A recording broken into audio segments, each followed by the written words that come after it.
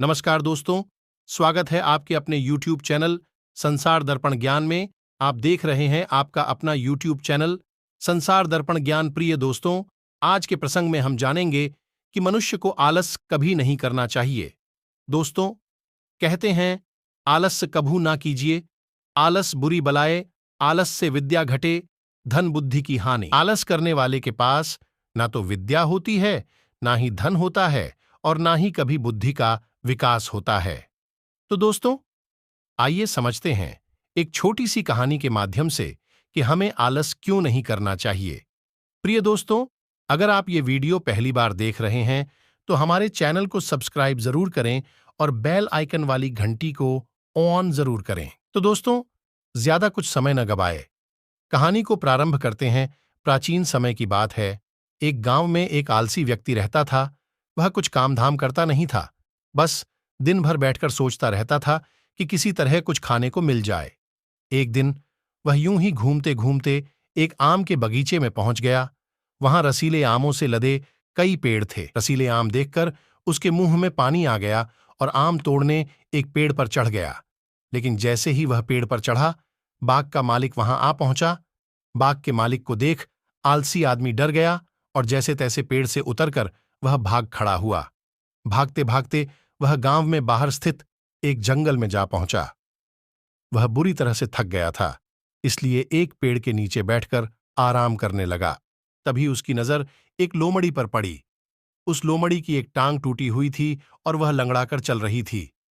लोमड़ी को देख आलसी आदमी सोचने लगा कि ऐसी हालत में भी यह जंगली जानवरों से बच कैसे गई, इसका अब तक शिकार कैसे नहीं हुआ। जिज्ञासा में वह एक पेड़ पर चढ़ गया और वहां बैठकर देखने लगा कि अब इस लोमड़ी के साथ आगे क्या होगा। कुछ ही पल बीते थे कि पूरा जंगल शेर की भयंकर दहाड़ से गूंज उठा, जिसे सुनकर जंगल के सारे जानवर भागने लगे। लेकिन लोमड़ी अपनी टूटी टांग के कारण भाग नहीं सकती थी। वह वहीं खड़ी रही। शेर लोमड़ी के पास आने लगा। आलसी आदमी ने सोचा, अब जरूर शेर इसे मारकर खा जाएगा। लेकिन आगे जो हुआ वह कुछ अजीब था। उसके मुंह में मांस का एक टुकड़ा था, जिसे उसने लोमड़ी के सामने गिरा दिया। लोमड़ी बड़े प्यार से उस मांस के टुकड़े को खाने लगी। थोड़ी देर बाद शेर वहां से चला गया। यह घटना देख आलसी आदमी सोचने लगा, क्या भगवान सच में सर्वेसर्वा है? उसने धरती के समस्त प्राणियों के लिए, चाहे वह जानवर हो या इंसान, खाने पीने का इंतजाम कर रखा है। वह अपने घर लौट आया।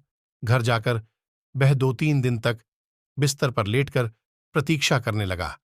जैसे भगवान ने शेर के द्वारा लोमड़ी के लिए भोजन भिजवाया था, वैसे ही उसके लिए भी कोई ना कोई भोजन लेकर जरूर आएगा। लेकिन ऐसा कुछ नहीं हुआ। भूख से उसकी हालत खराब होने लगी।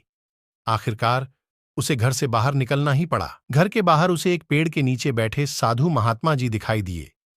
वह उनके पास गया और जंगल का सारा वृतांत सुनाते हुए महात्मा जी से बोला, महात्मा जी, भगवान मेरे साथ ऐसा क्यों कर रहे हैं?